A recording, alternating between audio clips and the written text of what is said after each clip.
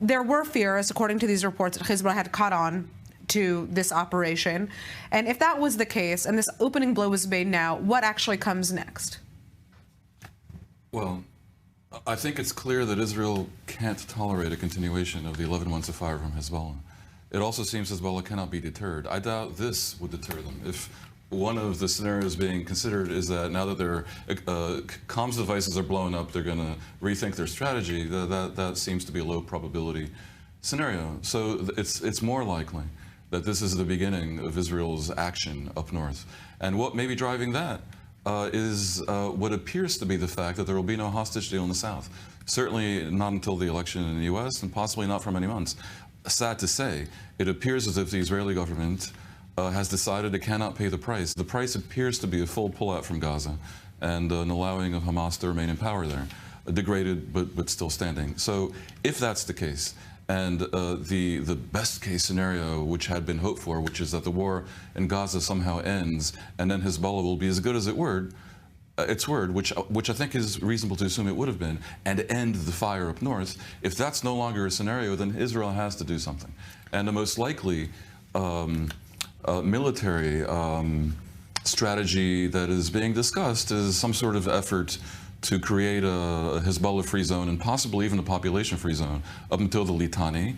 And the only and the hope is then that this doesn't become another 18-year occupation, but rather something more strategic where there is a real effort to find a way to work with Lebanon and the international community to hand it back to the Lebanese army. Well, you talked about Hezbollah's word. Obviously, that word was broken with the decision to approach Israel's border and literally pass the Litani River following Resolution 1701 in 2006. Natasha, I'm not saying that they're generally as good as their word. I'm saying there has been an assumption in Israel that in this particular case, when they say all the time, we will stop our current attacks when the Gaza war stops, it had been assumed that that is a reliable promise, which does not mean that even should it have come to pass, Israel could continue to tolerate Hezbollah's presence right across the border. But at least it ceases to be an urgency. Dr. Walid Fares, he's a foreign policy expert and the author of Iran, Imperious Republic. He's also joining us on Zoom. And all of our guests are free to, pitch in here. But Walid, I'd like to ask you, of course, what are we hearing from the Lebanese public regarding these attacks? Obviously, this was a targeted wave of attacks on Hezbollah fighters specifically, although many of these victims were in civilian clothing. We know that Hezbollah often operates undercover and has a very secretive internal communication network. They do that problem of internal communication network. Basically, if you all remember, at least from the archives, was the subject of a confrontation between then and 2008, May 2008, between the Lebanese government at the time, which was supportive of the Cedars Revolution, against the Syrian army, and the Syrian army have withdrawn. During that time, the Lebanese government, because now I hear the Lebanese should rise, the Lebanese should do. But what Lebanese? If it's a Lebanese independent government backed by the United States, by the international community, willing to execute Resolution 1559, which actually have international law asking Hezbollah to disarm after they asked the Assad regime to withdraw, then we are in business. Then we can bring American support, European support, of course, even Arab support. That is not the case now. We keep hearing that the Lebanese people are not Hezbollah, and I know that to be true, but also the Lebanese government is not Hezbollah, and they're merely helpless as opposed to complicit. What you say, and I think you're right, is that effectively they are Hezbollah enablers. So does that not make them responsible for what's going on? And do you think it would be effective for the world and for Israel to address the Lebanese government and to demand of them, to make clear, explicit demands that this cannot continue if they want to be treated like a sovereign country? Is there any hope of moving the needle by trying to engage Lebanon?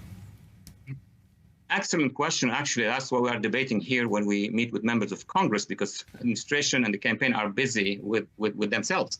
And there is a tendency in Congress, at least in the House for Representatives, to start addressing two forces or two groups in Lebanon. One, the government, the sitting government, and telling them that you have an international responsibility, not just 1701. 1701 would, if Hezbollah agrees, push the forces to the Litani. It's 1559 that disarms Hezbollah. And then second, what Congress should do in the European Parliament, address the Lebanese population, tell them we are with you, because that could change many things. We're hearing just now Defense Minister Yoav Gallant come out and say that Israel's focus has moved to the northern front as a new phase of the war is beginning. Now, this is certainly interesting after days of reports in Israeli media that the Israeli Prime Minister is essentially planning to fire Gallant and replace him most likely with Gideon Sa'ar from the New Hope Party. The question is, what role does Israeli politics at this point play in the essentially escalation that we're seeing right now over the course of the last week in the north of Israel? I think Israeli politics has played a profound role from the very beginning, because Netanyahu created an edifice of narratives where, as long as the war goes on, he doesn't have to do the accounting for the debacle of October 7th, which incentivizes a very long war or a series of wars. You don't have to be a major cynic to suspect that that is part of the equation. Another part of the equation is, for sure, Israeli public opinion is in a state of outrage over Israel's acquiescence to 11 months, almost a year, of bombardment from Lebanon/Hezbollah. This can't continue. It is undermining the legitimacy of the government, practically. So even though there is some reluctance to risk long-range Hezbollah rockets attacking the center of the country, where half the population is and is very vulnerable, I think there's a sense that they have to do something, almost anything. The third thing is this madness with Gallant. I mean, the idea that you would escalate in the north at the same time as firing your defense minister, who's a general and who's possibly the only non-incompetent person in the government, and replacing him with a lawyer is unfathomable and genuinely fascinating to observe. I think militarily the IDF has had some incredible achievements in the Gaza Strip. The problem is that we have not seen an Israeli strategy for who is going to politically take over the Gaza Strip. And this is, unfortunately, a violation of basic military doctrine. You know, when you go to war against an enemy and you topple not only the organized terrorist army, but also the regime, you have got to come up with an answer of who is going to replace that regime. Now, one idea has been a temporary Israeli military administration. People can argue for or against it, but that is an approach. That is a coherent approach. Another has been, an international force, which I think at this stage is wholly unrealistic. We only need to look at what's going on in southern Lebanon and UNIFIL to see how far that would get under these kinds of conditions. Maybe in the future it could be looked at. But either way, there has not been a decision, and I think that this is actually prolonging the length of the war in the Gaza Strip, and we definitely need clarity from the government on that going forward. Right. I mean, we spoke about the issue of politics and all of this as well, right? And kind of that shift in a focus to the north from Gaza. Do you think at this point the Israeli government is truly interested in a hostage release and ceasefire deal? I mean, they're interested in a utopian deal where they get the hostages and Hamas gives up and goes away, but that's not likely to happen. So the deal that's on the table, they're not prepared to do. And yeah, they've lacked a strategy from the beginning. They haven't engaged the world community from a moment post-October 7th when they had the moral high ground. There was so many things that could have been constructed to, out of this nightmare, create a better situation and a paradigm shift. And instead, they went at it with blunt force and blunt force only.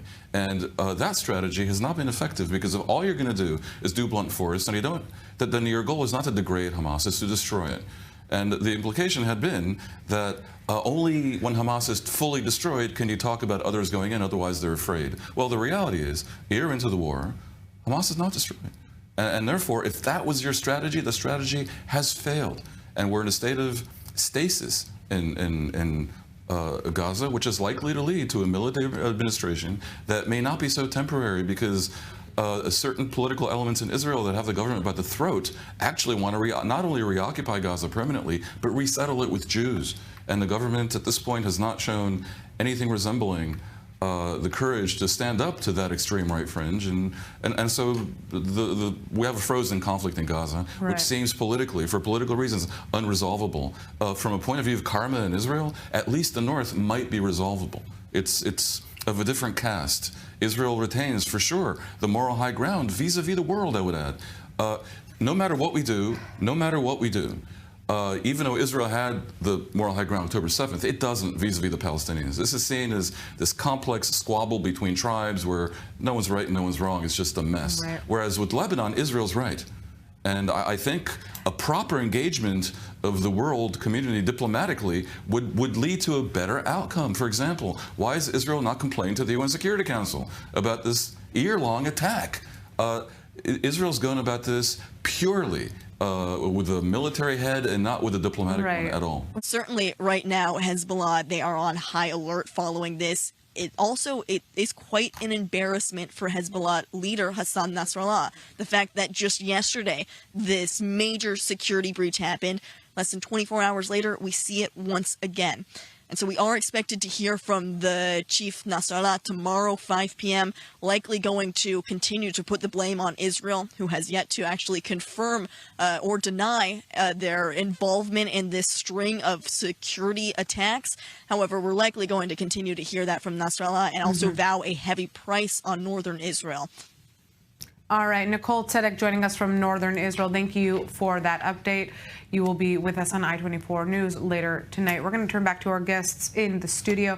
Jacob, I'd like to turn to you because earlier in the show you mentioned that this this kind of wave of attacks that we're seeing could potentially be the opening blow to the larger war that Israel has been preparing for with Hezbollah in an effort to bring back evacuated residents from northern Israel to their homes and essentially secure the safety of that northern border that has been violated by Hezbollah forces that are just over the frontier there.